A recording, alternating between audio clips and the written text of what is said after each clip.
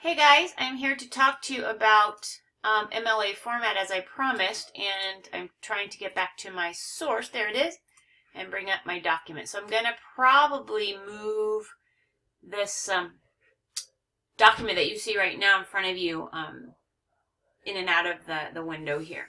All right, so I told you I was going to review with you in-text citations and the works cited entry for web sources only. You'll remember that the textbook source or a book source is quite simple in that we're just using the page number usually for the in-text citation.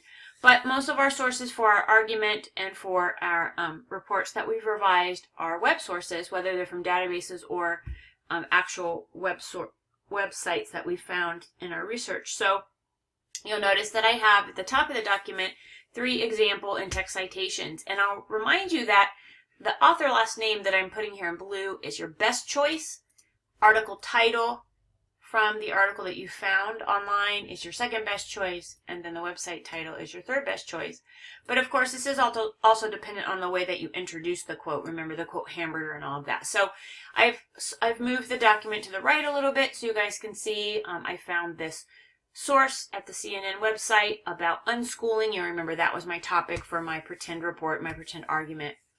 And so the first example shows, first in-text citation example shows that if I have introduced perhaps the name of the article in my lead into the paraphrase, or if I've used no lead into the paraphrase because sometimes paraphrases don't require them, just some kind of transition between ideas, then I would use the author's last name.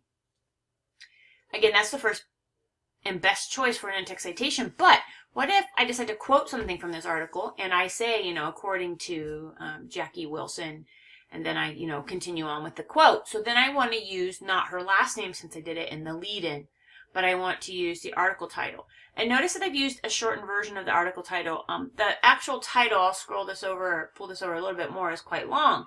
So I've just pulled the first 2 words because I know on my Works Cited page I'm going to include the whole title, and I don't want my in-text citation to be really long.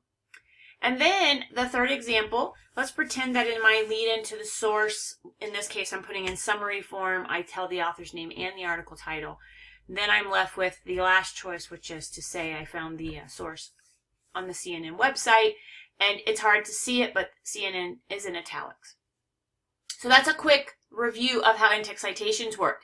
What you put in your in-text citation is dependent on how you introduce the source, and then of course you're also trying to stay within that hierarchy that author name is best, article title is second best, website title is third best. Then you guys see that I've added my Works Cited page, so let me scroll a little bit because you'll notice that I've had to go use some larger fonts so you guys can see what I'm doing. So how did I write my Works Cited page for this web source? I start with last name, comma, first name. I found the author's name here.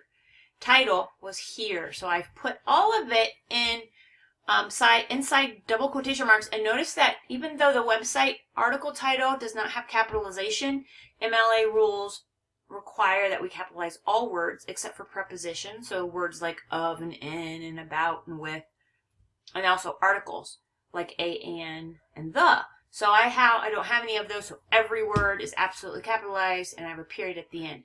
The first element of the Works Cited entry for the 8th edition is has a period after, and also the article title. After that, all of the other elements are listed and separated by commas. So I have CNN, I have that here, that's the name of the website, the title of the website.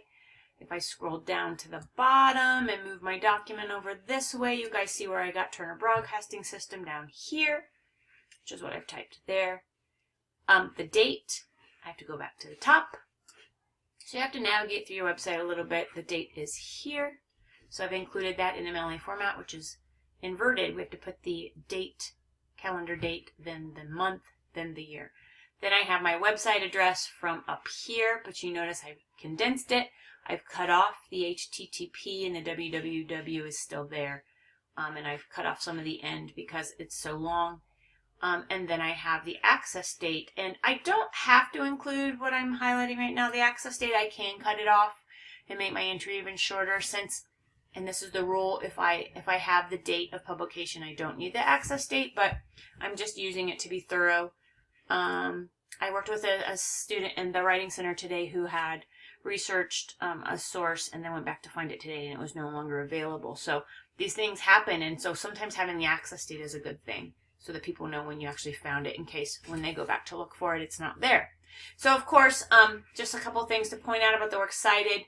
If I have more than one source, I have plural works cited. If I only have one, I would have work. But since our arguments have 4 sources, we will have works cited. And then you're going to alphabetize your entries according to author's last name. If you have no author, you'll alphabetize according to author last name. And in this case, pretending that we don't have an author here, I would start with you. So this would be one of my last sources. And then if that were the case, I would just backspace over Jackie Wilson and there would just be no author listed.